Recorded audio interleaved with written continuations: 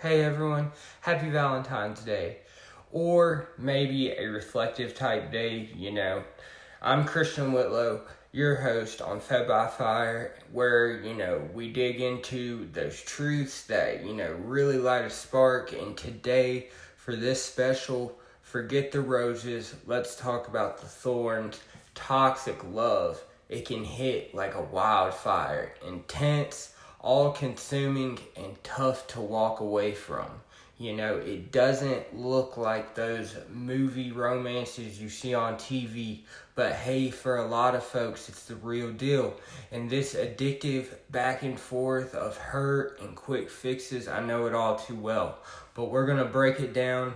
We're going to break down codependency and trauma bonding and, look at some famous examples, couples who lived it like Sid Vicious and Nancy Sponge, Kurt Cobain and Courtney Love, Whitney Houston and Bobby Brown. Those are all cases I've always been deeply interested in, and we'll weave in insights from therapists and survivors along the way. And, even touch on some stories, I've picked up in my past. If you're stuck in something similar to this, it can feel more like a trap than anything. It can feel like that more than love, and this one's for you. So hang tight. We're in this together. We're going to break those chains. And before we dive in, I just want to give a quick disclaimer. I'm not an expert or a therapist or anything like that. I'm just a guy who's been through this exact thing myself. And I had a toxic relationship with my soulmate, the mother of my kids, who's my wife now. And, when she left my life and went to prison, I tried to replace her with someone who just destroyed my self-worth.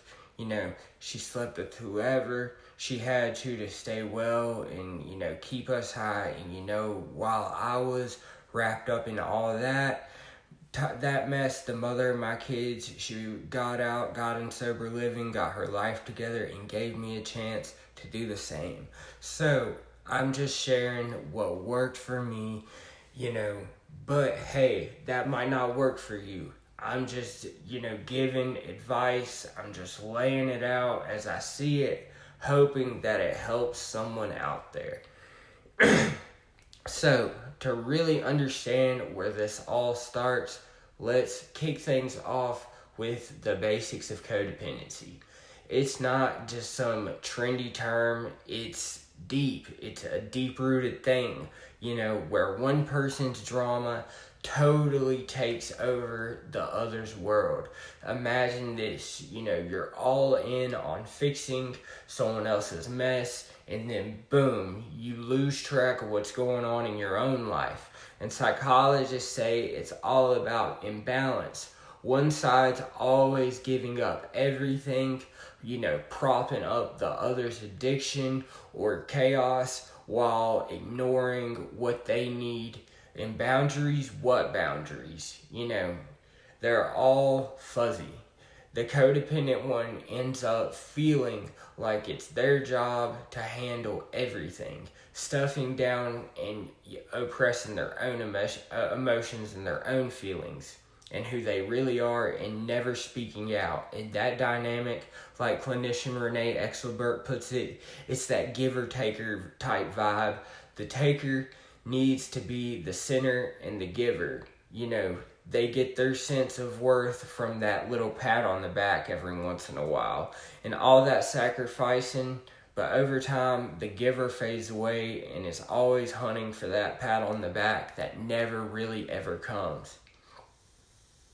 This whole idea started back in the 1950s in Alcoholics Anonymous, when groups spotting how families were enabling, the addicts in their lives. Now it's bigger and fits into every dynamic in life and in general, where we're constantly rescuing others or trying to control someone else, kind of like relationships, addictions, where the rush comes from being indispensable. And it's not in the official mental health books, no DSM code or anything, but it's a solid way to make sense of these messed up dynamics. Melanie Beattie in her book, Codependent No More, hits it spot on. Codependence, letting somebody else's stuff run their life and gets obsessed with fixing it. And Pia Melody, she says codependence can't do that middle ground thing. It's all or nothing. Getting better, it's basically adulting 101, figuring out your worth, setting real boundaries, owning, your needs. A lot of times it traces back to rough childhoods and those chaotic families where kids, shove their needs and their emotions aside just to keep things calm. And I understand that very much. Gaber Mate calls it a straight up trauma response. When a kid's world is too much and they tie their safety to pleasing others. And, they never shake it. And get this, it runs in families, generation after generation. Kids from homes with addiction or abuse, they pick up these habits and end up chasing the same toxic stuff as grown-ups. Building on that idea of boundaries, as Pia Melody says, a healthy boundary lets in controlled vulnerability. Codependence, gotta learn that love isn't about giving it all away. It's about growing up emotionally, building that self-respect. And, it's not an easy process, one step at a time. Now, why codependency sets the stage with that, one-sided giving, let's layer on something even stickier. Let's talk about trauma bonding. This is like the glue that keeps you in an abusive or wild relationship. So, think of it as riding a roller coaster together. Ups and downs, loves, hurts, but you can't get off. And psychologists like Donald Dutton or Susan Painter dug into this as that strong pull from repeated abuse cycles, kind of like Stockholm Syndrome. It's all about power and balance and that on again, off again, kindness after cruelty.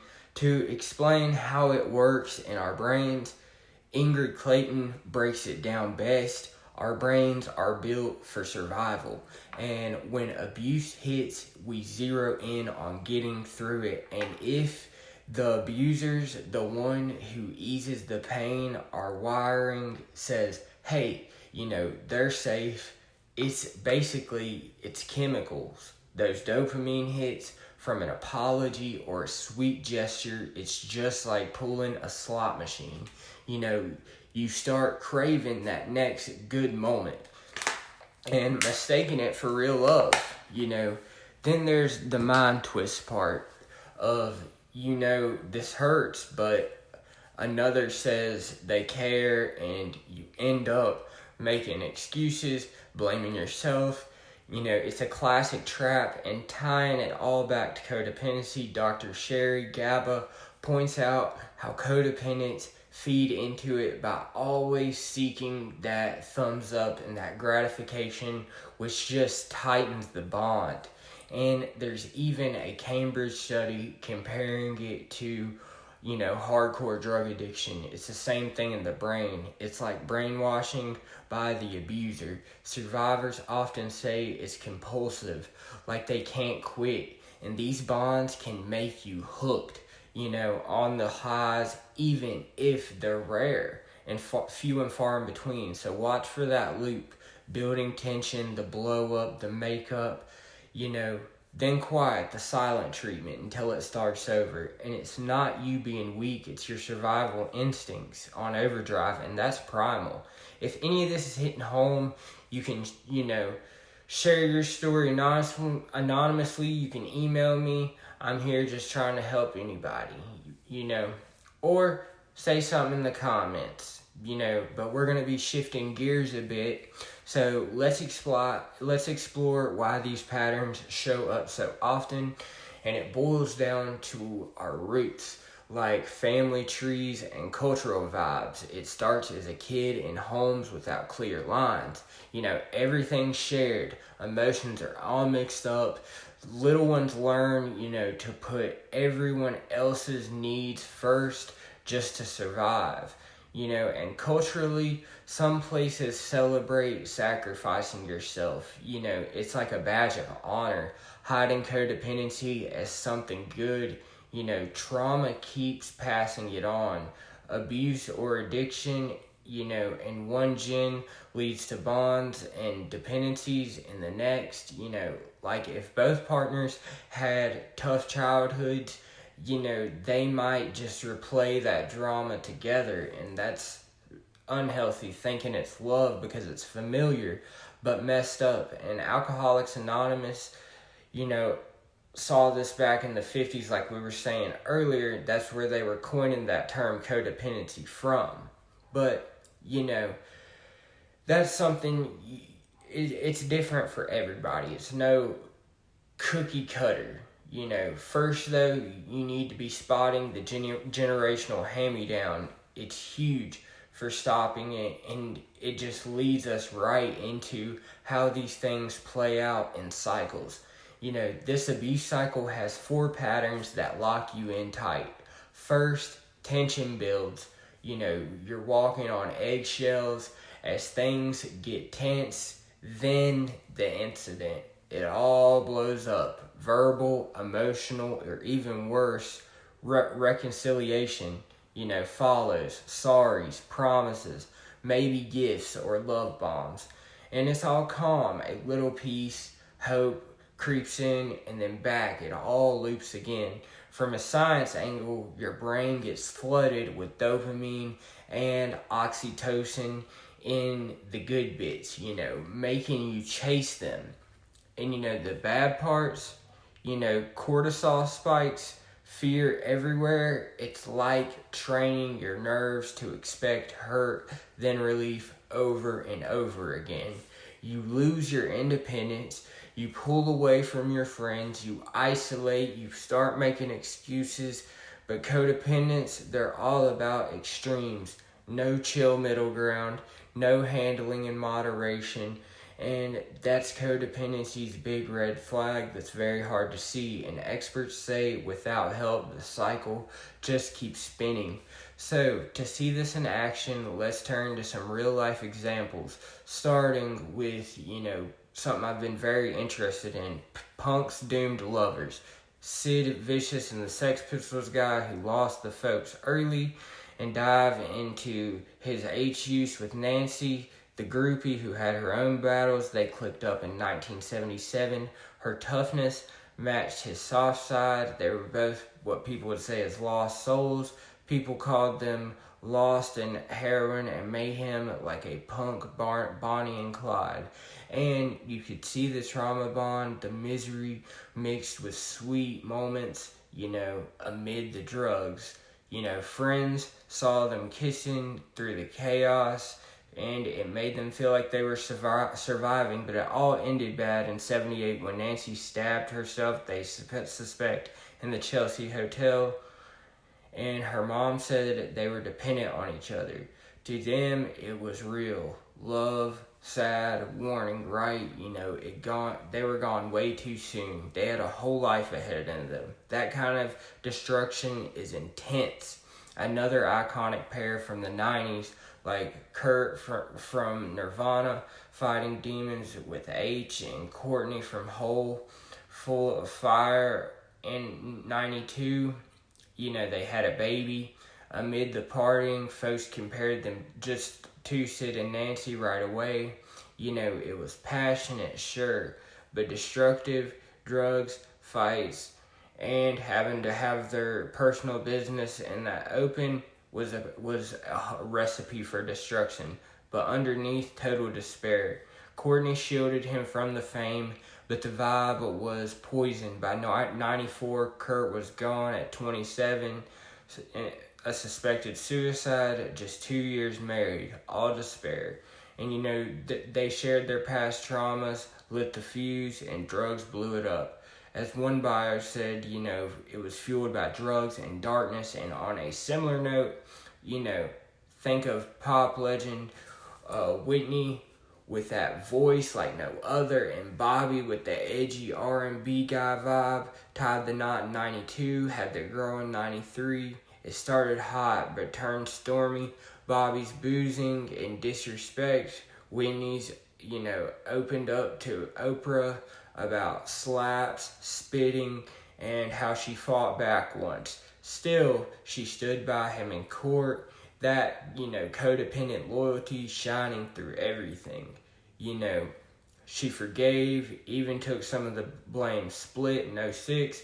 Whitney got clean for a bit, but passed in 2012.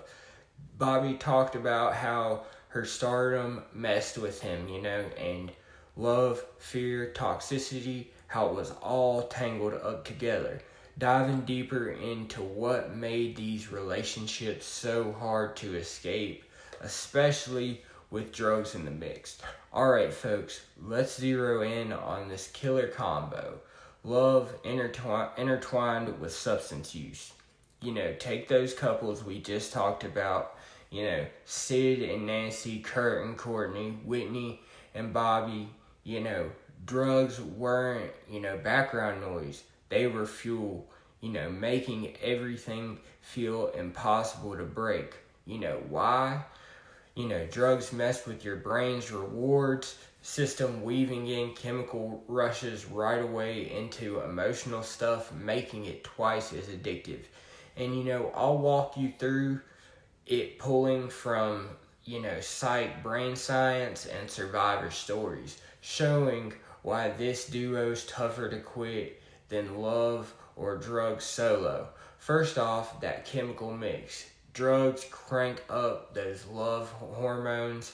Love already sparks dopamine in the brain anyway for that feel-good feeling, oxytocin for bonding, and serotonin for steady moods. Add drugs, it's just like dumping fuel on a fire. Stuff like H, blow, it amps them up way more than normal, so the highs feel just like deep romance. Take dopamine. Drugs blast it out more than a hug ever could. In a couple, it links to your partner. And, those shared highs become our thing. Exclusive to thrilling, but, crashes come and trauma bonding jumps in. Your partner hands you the next hit or comforts you, but to you, they're your hero. Like a casino slot, you never know when the win hits, so you just keep pulling.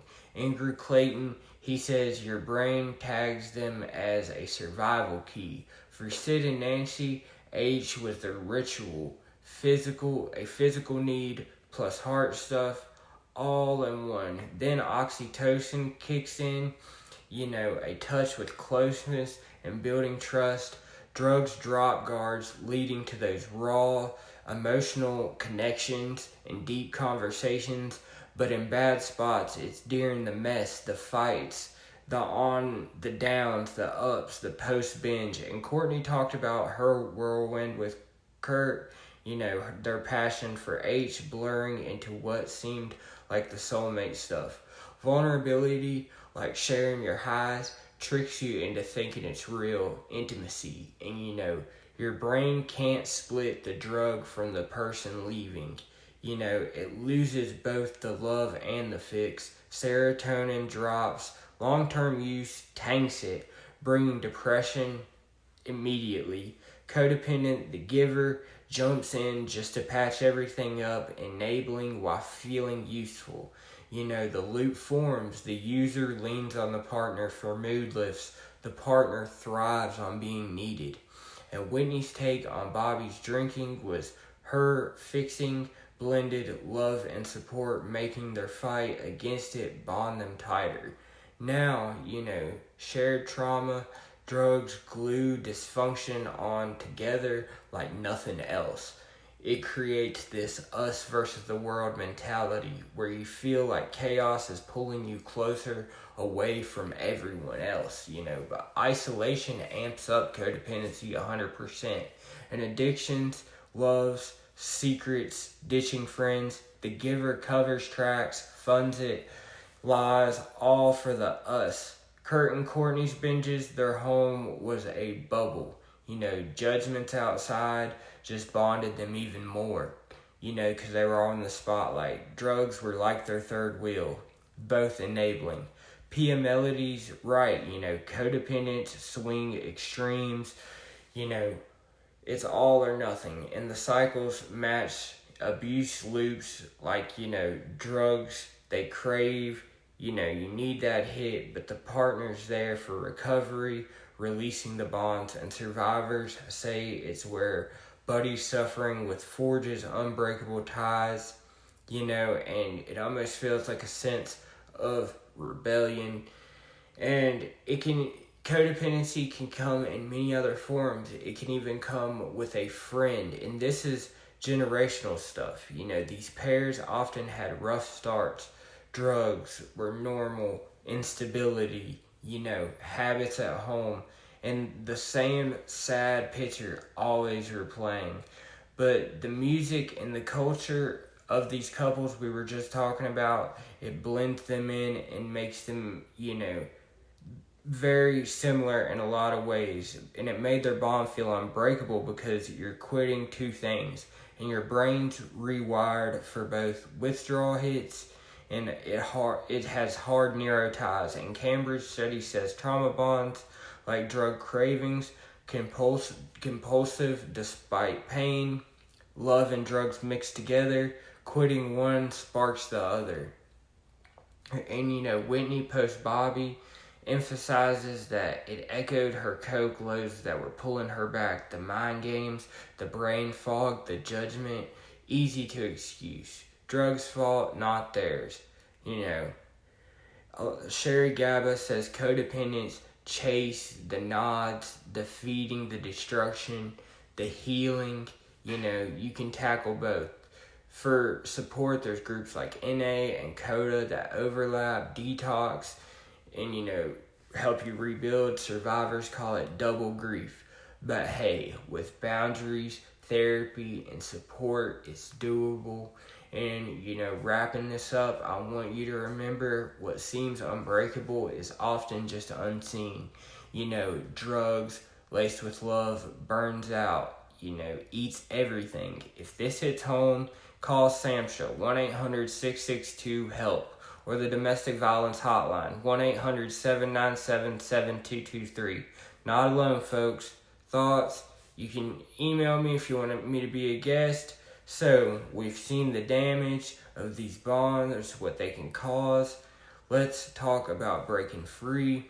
And it's tough, but totally possible. The first step, let's admit it. This trauma bond is a second grab at supports for families like CODA, meeting counselors who get it. Third, set boundaries. Maybe not a contract, move, give some grief. Fourth, look into reading some books like Pia Melody's videos on the science. Fifth, self-care big time. Shut down that self-blame. Try to do therapy like EMDR has helped a lot of people, kicking habits like withdrawal. But all you can do is, try your best. Healing's up to you. It's taking your life back. And I want to give you guys a few survival stories.